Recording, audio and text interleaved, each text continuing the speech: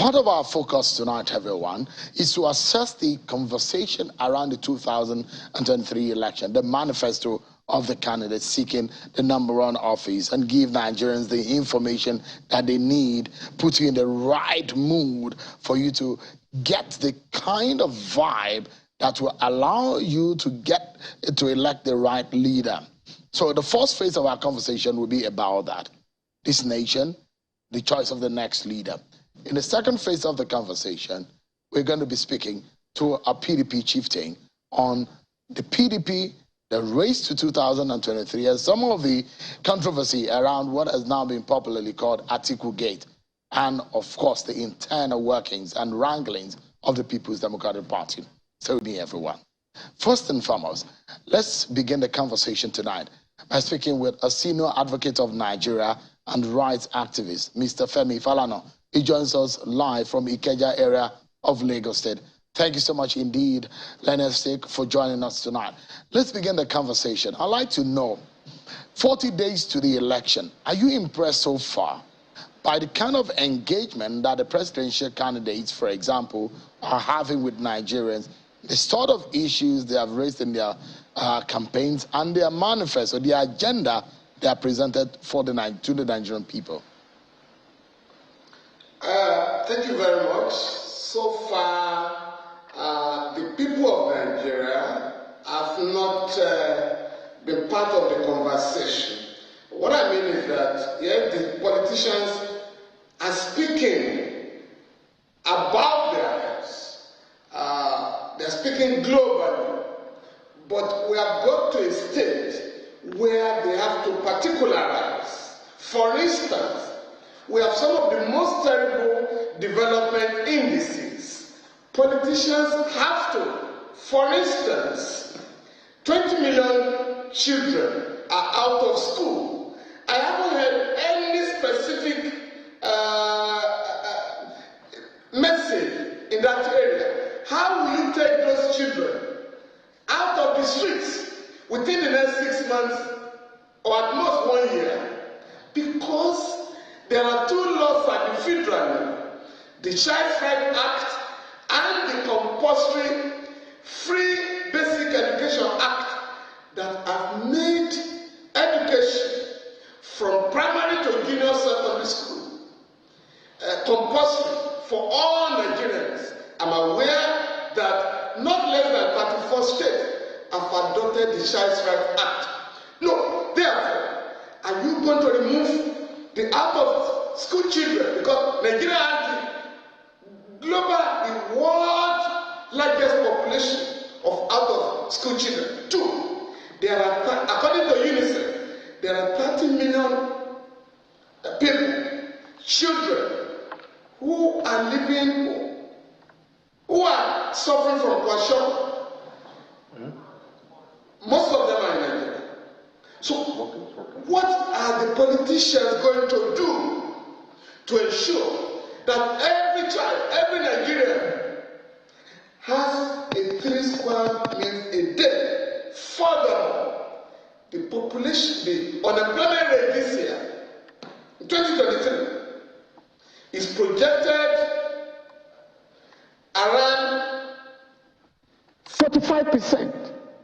How concretely are you going to address our young people are trooping out of the country? How will you arrest that ugly development? So I think now we need to look at the problems confronting our country. Extrajudicial killings. When a lawyer was killed in Lagos in December, Mrs. Omobolanle Rahim, all the politicians, all the presidential candidates, and the presidency condemned the horrendous killing. But after that, just last week, a young man was killed in Anambra State. He was tortured to death. 2 people were shot dead in Tunduwada, Katsina last week by the police. Because these are ordinary people. We haven't heard anything. So it was good to condemn the brutal killing of Mrs. Rahim. But no presidential candidate has said that if I win the election, extrajudicial killing will be a thing of the past. How are you going to do that? Now, people want to have access to affordable health. We are having what you call medical tourism. How many politicians have you heard the presidential candidates saying in the next 3 or 6 months, we are going to develop at least one hospital in each of the geopolitical zone to international standard so that nobody will go out of this country for medical treatment. Some have said, oh, when we get to power, there will be no more strike. How? ASU is asking for 1.3 trillion naira to rehabilitate the universities that are in a comatose state. How are you going to provide the funding? And let nobody say there is no money. Because the Central Bank of Nigeria, at the instance of the federal government, spent 1.3 trillion naira to revitalize Polaris Bank. And what has happened? That same bank has been sold for 50 billion naira. So we have money in the country. I've also heard some of the candidates say, oh, when we get to power, our first day, we are going to cancel fuel subsidy. That is what IMF and World Bank wants to hear. It's not what Nigerians want to hear. How will you stop that? What will be the replacement? This regime in 2020 announced that we're going to migrate from PMS to CNG, and that CNG vehicles that are powered to run on gas will only pay 95 to 97 naira per liter, and 250 billion naira was earmarked by the government for the conversion of vehicles from PMS to CNG. What has happened with that fund? So when you say we are going to cancel fuel subsidy, what will be the replacement? In Cote d'Ivoire here, without oil, not less than 10,000 vehicles are currently on CNG. In Nigeria, an oil-producing country, not less than 75,000 vehicles are on CNG. So concretely, the politicians should now speak to the people and not simply make gargantuan promises that cannot be actualized. One thing, I mean, you touched on something that is very, that is worrying when you talked about fuel subsidy. And it just reminds me, as I drive towards the office this evening, I see again fuel queues. It's almost a year now in the nation's capital that we've been seeing this kind of fuel queues. And in Lagos also, and in fact in other big cities in Nigeria, this is the situation. In fact, I understand the fuel is being sold for about 250 naira per liter in some parts of the country. This sort of situation brings to mind when you are going to an election on the kind of conversation that you have mentioned that the politicians need to be subjected to, and the kind of answers Nigerians should be expecting from them. What do you make of this scenario, Mr. Falana? No, you know, I am saying that the government is making Nigerians to go through excruciating economic pain without any basis. I've just told you the alternative we sold to the government that was accepted in 2020 and announced with fanfare. We are going to transit from PMS to CNG, which is what most countries are doing now. And a colossal sum of 250 billion naira was set aside for vehicles to convert. What has happened with that fund? We should be asking the politicians, but everybody is saying, oh, when we get to power, we're going to stop fuel queues. How? We should now concretize your promises. Let us know what you want to do in concrete terms. Now, going again to the reckless violations of the rights of our people, the law says Administration of Criminal Justice Act, and the Police Establishment Act 2020. That when a Nigerian is arrested, on getting to the police station, the family members will be contacted. If you do not have a lawyer, the police will contact the Legal Aid Council or the National Human Rights Commission to give you a lawyer. At the police station, you are not bound to make a statement unless you have contacted your lawyer. Once a month, the chief magistrate in a magistrate district shall visit all the police stations with a view to ensuring that no Nigerian is detained illegally. But today, politicians are aware that Nigerians are arrested and detained daily, and they are compelled. Money is extorted from them in order for them to secure bail. These are the basic rights of our people that have been guaranteed by the Constitution, that have been protected by the Administration of Criminal Justice Act and the Police Act. But no politician, including those who have been regularly arrested and detained and charged, none of them is speaking to these provisions of our law. So this is why we are worried. And I challenge journalists. Look at it this way again. Character and capacity is very crucial, Mr. Falana, for the person who becomes Nigeria's next president. What choice do you think Nigerians are presented with the 18 candidates that we have on the ballot? You see, one of the major problems confronting the country is lack of accountability. I don't care. I'm not going to discuss personalities, but there are issues on ground. Who amongst them will address these issues? And we must compare them. We must not allow escapist campaign. We must get each of the politicians. How are you going to protect the rights of our people that are being violated so routinely? How are you going to address field queues all over the place? How are you going to address job unemployment? So we must ask them one by one, how will you remove 20 million children off the street? Because there are African countries like Rwanda today, where primary school children are learning how to use a computer, and you want to compete with them. So for me, these are the issues. I believe that the capacity of each of the candidates, the capability of each of the candidates will be determined by their readiness to address concrete issues, concrete problems confronting the Nigerian people. But when you allow people to have rallies and they are simply dancing, and at the end of the dancing, you speak to the people, or those who are gathered there, in some Falutian tones. No, let us now ask concrete questions.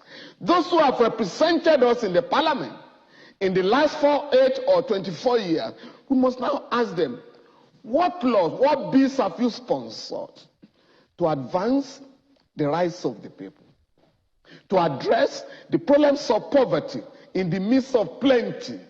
For me, these are the issues now. All right. Again, someone is just telling me on Twitter, Prince Isaac, he's saying, well, we bought fuel at 450 naira per liter in Abareba, Nkporo Junction in Abia State. Black market, 500 naira per liter. This is some of the scenario and situation playing out as against the official pump price. But, Mr. Falana, let's look at the preparations of INEC and the environment in which the election will be conducted in another 40 days. And there's something that keeps bothering my mind. It's not as though that we're not aware that this is a possibility, though. But when Chief Afe Babalola said, no matter how great the preparations of INEC could be, or how determined Nigerians could be going into this election, he said there is still a very strong possibility that the candidate with the deepest pocket will carry the day, meaning that money might have his way. Money will dictate who becomes the next president of Nigeria. Vote buying might be the order of the day. Are we not in trouble if Beavers is said to be a solution, the technology to fixing irregularities in our election? But what as a possibility for politicians to find their way around the election is the issue of money and vote buying. What are your views on how we can arrest this situation? Well, with profound respect to Chief Afe Babalola, SAN, as far as I'm concerned, the ball is in the court of INEC and the government. The law is very clear on the legality of inducement of voters. But what you have witnessed in the country is the grand arrogance of politicians to compel voters, because they have weaponized poverty, to sell their votes at as low as 2,000 naira. Because as far as the ordinary people are concerned, these guys are not going to come out in the next 4 years. So what can we get from them? A political class that reduces the people to such disgraceful level should not be voted for. I therefore want to suggest, or rather want to challenge the police, the EFCC, ICPC, and all the agencies of the government that usually maintain law and order during elections, to ensure that this disgraceful conduct, this criminal act of desperate politicians are seriously called to order. But the way we are going, yes, we have been told now the central bank has placed a limit to the amount of money that can be withdrawn from the bank. That is Naira. If you say I cannot bribe people with Naira, I can resort to dollars, which is an illegal tender in Nigeria, but allowed by the central bank. So instead of giving voters 3,000 Naira, I give $10, that's 7,500, and ask 2 or 3 of them to come back and vote for me. So that has to be addressed.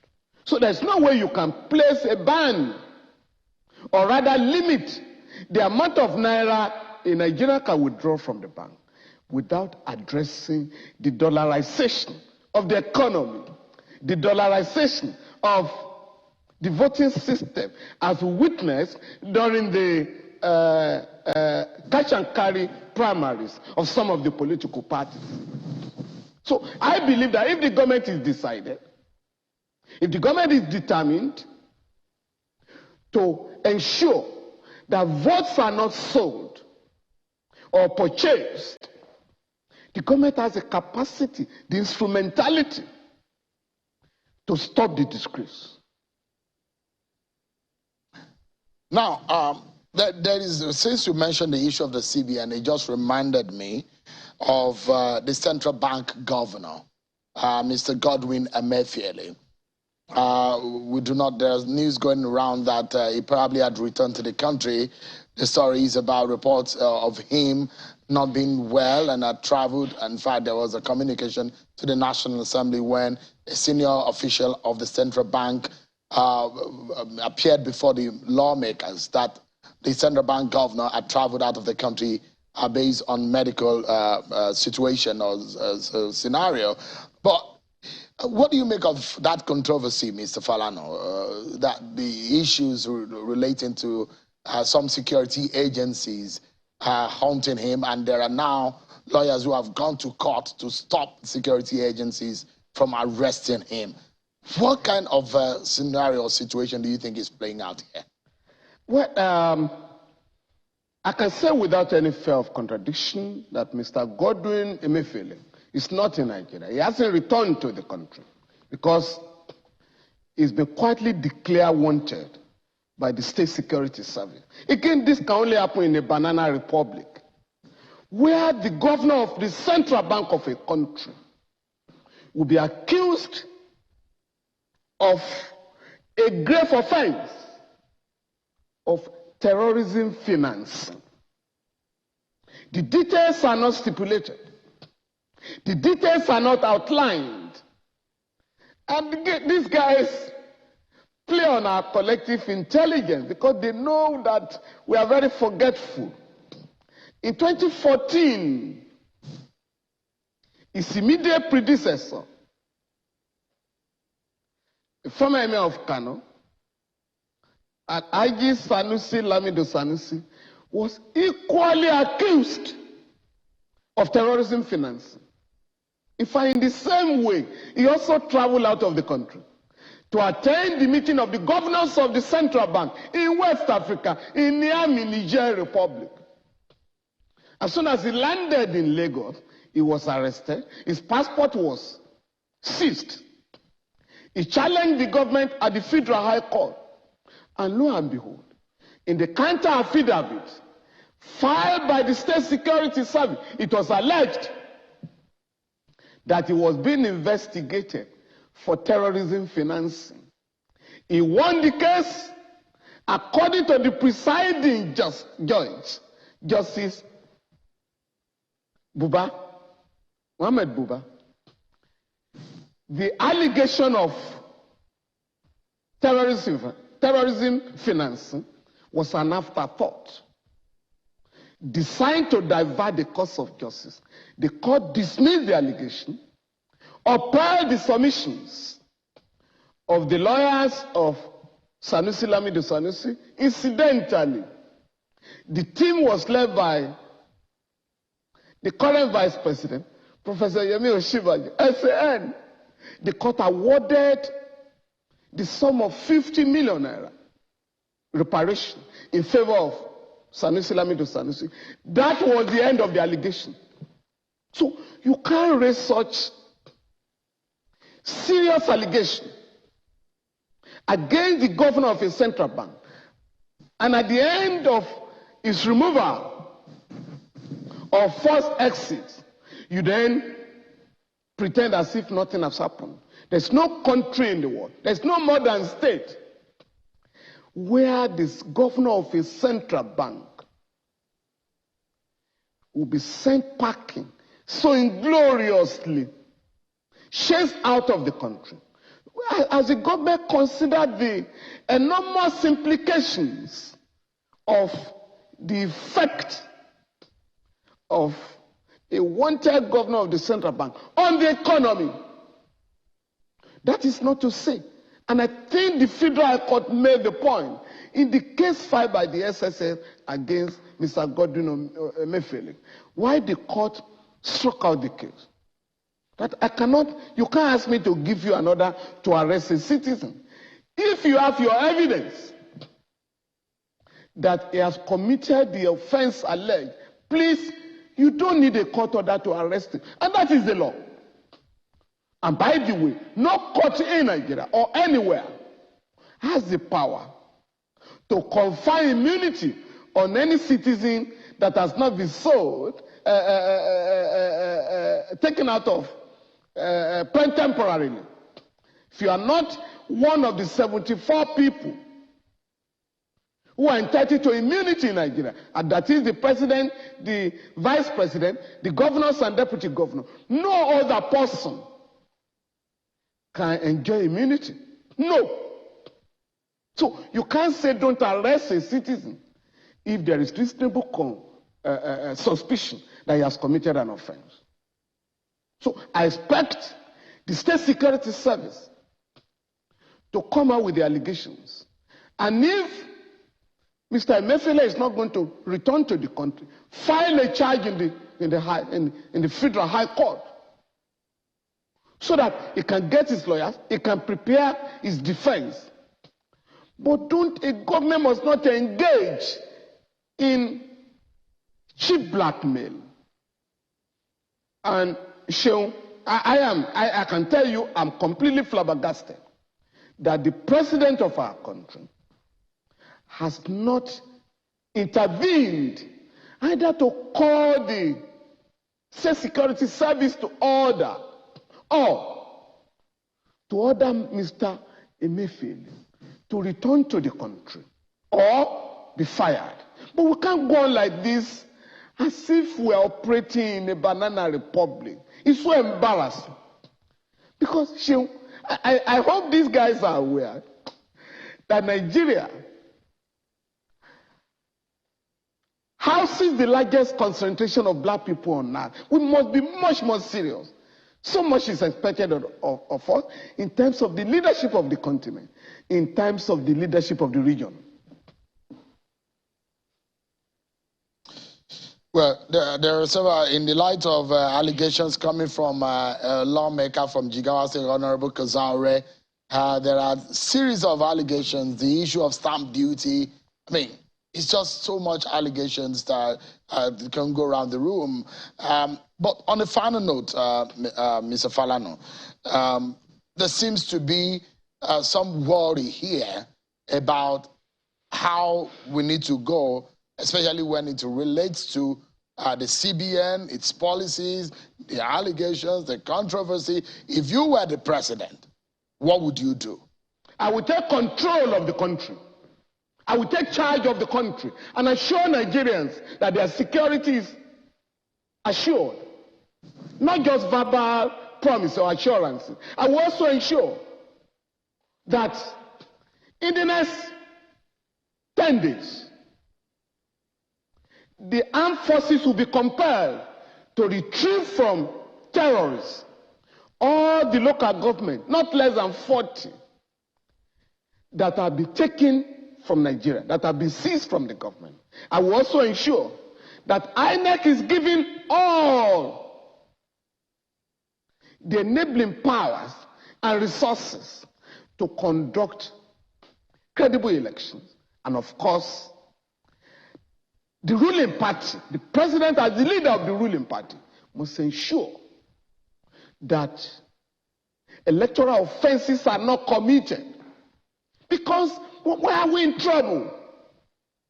Whereas the Senate passed a bill last year, July 2021, for the setting up of Electoral Offenses Tribunal, Electoral Offenses Commission.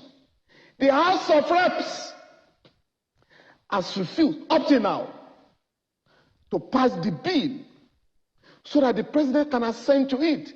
And a tribunal is set up to try all electoral offenders. But the president must, as the leader of the ruling party, get the House of Reps, headed by an APC member, to pass the bill, if possible, tomorrow. All right. Thank you so much, Lionel Sik, Mr. Femi Falana, rights activist and senior advocate of Nigeria. Thank you so much indeed for the thoughts that you have shared with us tonight. Thank you very much. My pleasure. Appreciate it.